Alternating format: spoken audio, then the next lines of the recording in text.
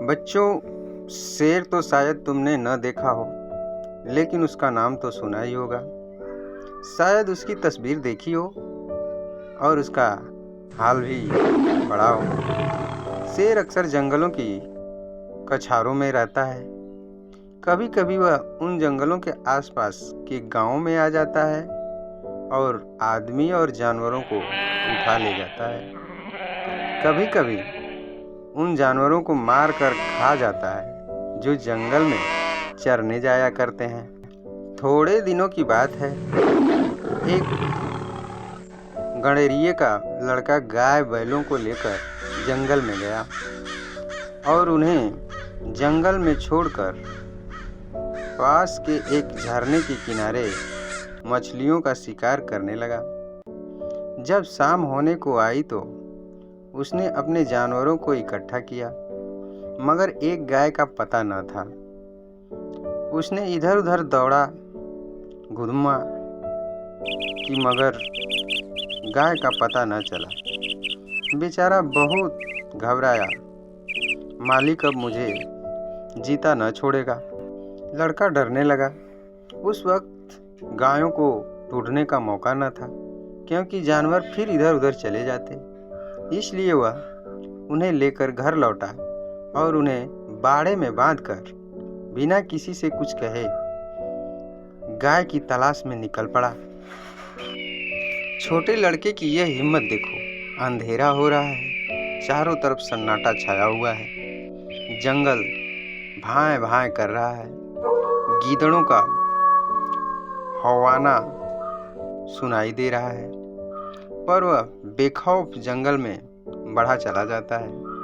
कुछ देर तक तो वह गाय को ढूंढ रहा था, लेकिन जब और अंधेरा हो गया तो उसे डर लगने लगा।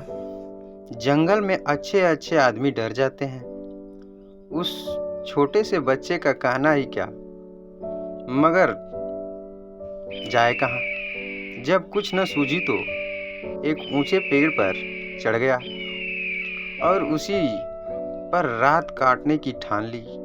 उसने पक्का इरादा कर लिया था कि बगैर गाय को लिए घर न लौटूंगा। दिन भर का थका उसे जल्दी नींद आ गई।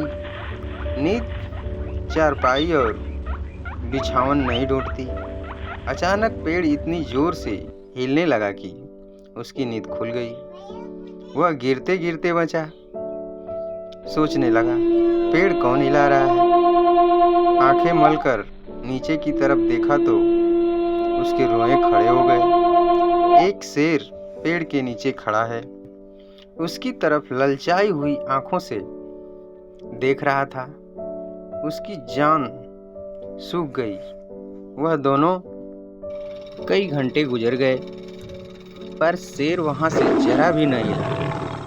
वह बार बार गुर्राता और उछल उछल कर उस लड़के को पकड़ने की कोशिश करता। कभी कभी तो वह इतने नज़दीक आ जाता कि लड़का जोर से चिल्ला उठता। रात ज्यों त्यों करके कटी। सवेरा हुआ।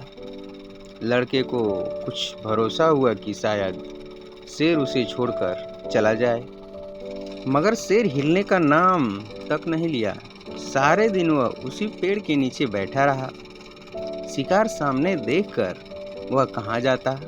पेड़ पर बैठे बैठे लड़के की देह अकड़ गई थी। भूख के मारे बुरा हाल था, मगर शेर था कि वहाँ से जौ भर भी न हटता था। उस जगह से थोड़ी दूर पर एक छोटा सा झरना था। शेर कभी कभी उस तरफ ताकने लगता था। लड़के ने सोचा कि शेर प्यासा है। उसे कुछ आस बंधी कि ज्यों ही वह पानी पीने जाएगा, मैं भी उससे यहाँ से खिसक चलूँगा। आखिर शेर उधर चला। लड़का पेड़ पर से उतरने की फिक्र कर ही रहा था कि शेर पानी पीकर लौट आया। शायद उसने भी लड़के का मतलब समझ लिया था। वह आते ही इतने जोर से चिल्लाया और ऐसा उछला कि लड़के के हाथ पांव ढीले पड़ गए। जैसे वह नीचे गिरा जा रहा हो। मालूम होता था हाथ पांव पेट में घुसे जा रहे हैं। ज्यों-त्यों करके वह दिन भी बीत गया। ज्यों-ज्यों रात होती जाती थी, शेर की भूख भी तेज होती जाती थी। शायद उसे यह सोच-सोच कर गुस्सा आ रहा था कि खाने की चीज सामने रखी है और मैं 2 दिन से भूखा बैठा हूँ। वह रात भी उसे ताकते-ताकते ही बीत गई। तीसरा दिन भी निकल गया। मारे भूख की उसकी आंखों में तितलियां सी उड़ने लगी। डाल पर बैठना भी उसे मुश्किल मालूम होता था। कभी-कभी तो उसकी जी में आता कि शेर मुझे पकड़ ले और खा जाए। उसके हाथ जोड़कर ईश्वर से विनती की, भगवान क्या तुम मुझ गरीब पर दया न करोगे? शेर को भी थकावट मालूम हो रही थी।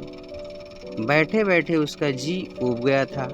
वह चाहता था कि किसी तरह जल्दी से शिकार मिल जाए। लड़के ने इधर-उधर बहुत निगाह दौड़ाई कि कोई नजर आ जाए, मगर कोई नजर न आया।